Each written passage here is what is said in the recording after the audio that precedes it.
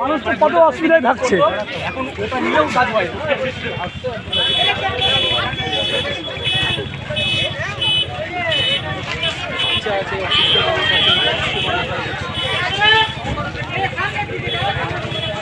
সমস্যা দিত, আমরা যার জন্য বিদ্যুৎ দপ্তরে আমাদের মঙ্গলবাড়িতে জানানো হয়েছিল। তো বলেছিল ঠিক আছে আমরা দেখবো, তারপরে কোনো রকম শোনা হয়নি। তো রিসেন্টলি আমাদের এই ট্রান্সফরমারটা বসানো হয়েছে, তো এখন পর্যন্ত এটা চার্জ করছে না। আমরা অতি শীঘ্রই আমরা চাই যেন এটা চার্জ করে, কারণ আমরা না। আজকে কি সমস্যা হয়েছে? আজকে কেন, প্রতিনিয়ত হচ্ছে। আমরা গেছি, গিয়ে বিদ্যুৎ দপ্তর থেকে ঘুরে এসেছি।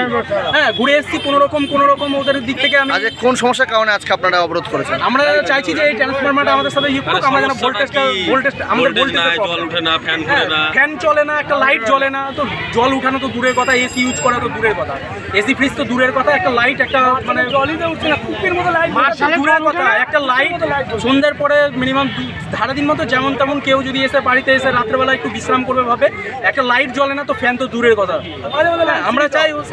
আমরা চাই অতি শীঘ্রই যেন আমরা ভোল্টেজের এই জিনিসটা পেয়ে যাই। আজ তো আজ, কাল তো কাল। কি নাম আপনার? কি নাম? আমার অমিত মল্লিক।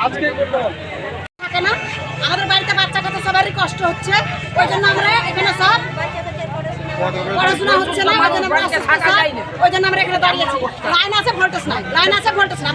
কতদিন ধরে সমস্যাটা হচ্ছে? 35 বছর এখানে বাস করি 35 বছর থেকে, তবুও কোনো কিছু কোনো স্যাংশন হচ্ছে না। কেন থাকে না, লাইন নাই, ভোল্টেজ নাই। আপনার কি নাম? আমার নাম অঞ্জলি চৌধুরী।